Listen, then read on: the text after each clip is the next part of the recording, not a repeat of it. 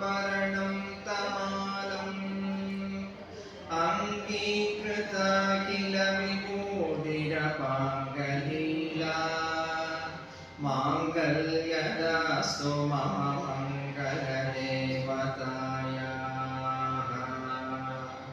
मुक्ता मुहुर्विदधती वदने मुरारेः प्रेमत्रपा प्रणिहितानि गदागदानि मालातिशोर्मधुकरीव महोद्भरेया सा मे श्रियं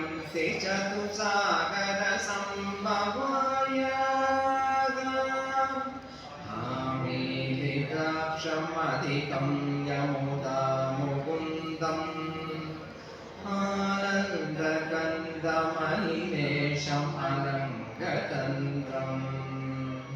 आगेकरस्थितकनीनिरपश्मनेत्रम्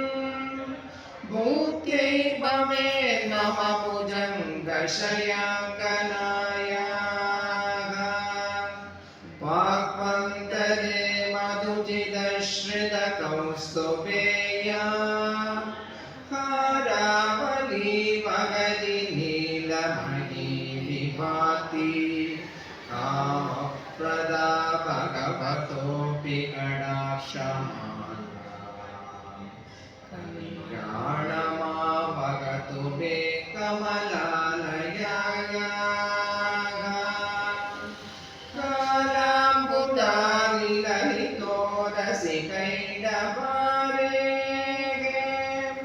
दारातरे स्फुरति यादडितं गनेव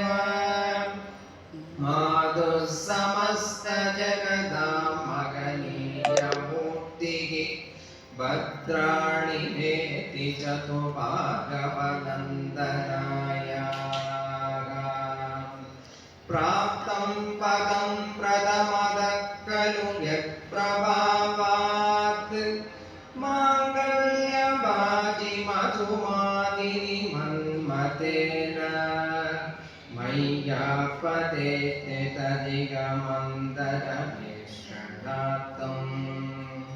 मन्दालसं च मकरालय कन्यकायाः इष्टाविशिष्टमदयोऽपि ययादयाद्रदृष्ट्या त्रिविष्टपदं सुलभं लभन्ते दृष्टिः प्रकृष्टकमलोदरतीर्था पुष्टिं त्रिशिष्टमः पुष्करविष्टरायाः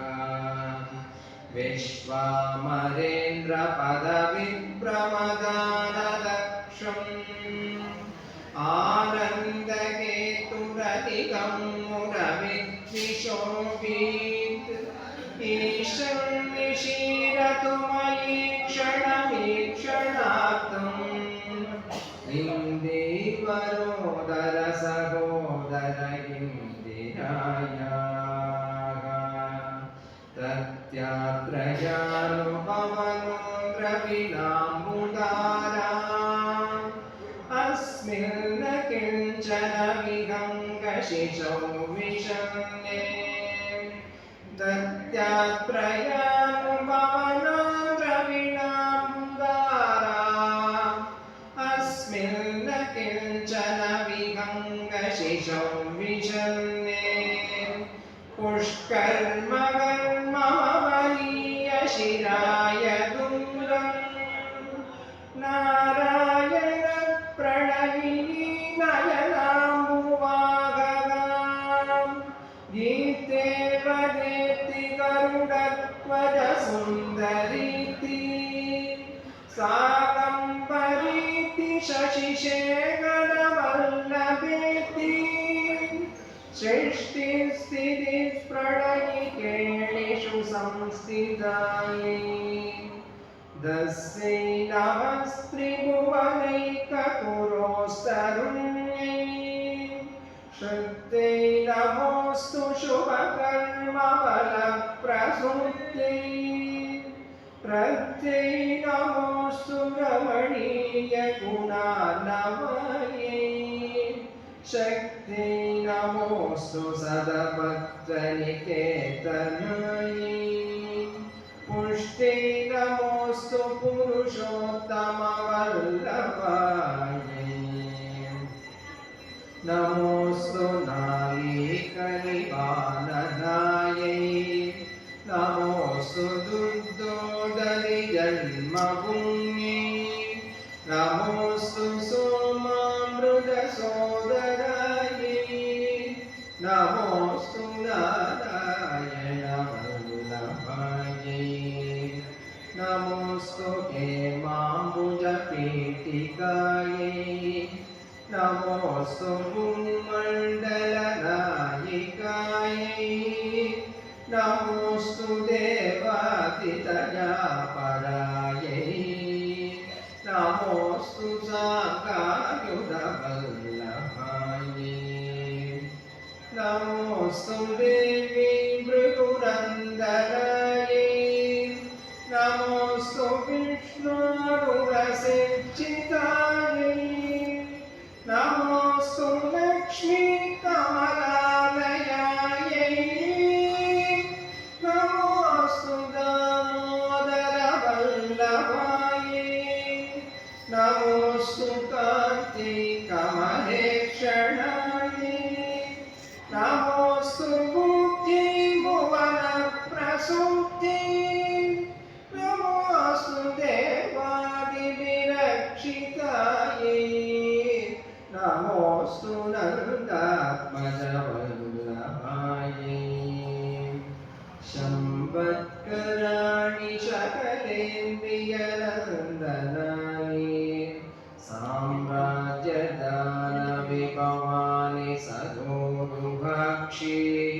त्वद्वन्दनानि मुदितो धरणोऽप्यदानि मामेव मातरनिशङ्कलयन्तु मान्ये यत्कटाक्षसम्पासनाविधिः सेवकस्य सकलार्थसम्पदः सन्दनोति वचनाङ्गमानसैः त्वां मुरारिहृदयेश्वरीं भजे सरसिजनिलये सरोजहस्ते फलतरमांशुकगन्धमाल्यशोभे भगवति हरिवल्लभे मनोज्ञे त्रिभुवनपूजिकरे प्रसीदमख्यं भगवति हरिवल्लभे मनोज्ञे त्रिभुवनपूजिकरे प्रसीदमख्यम्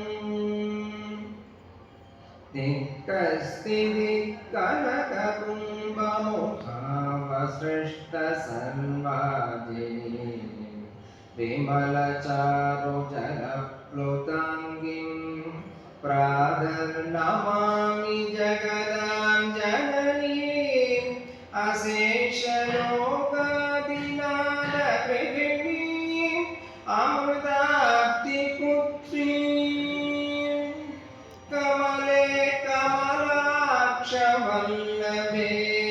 त्वं करुणां पूरतरङ्गितैरवाङ्गैः अवलोकय माम् अकिञ्चनानां प्रथमं पात्रम् अकृत्रिमं दयायाः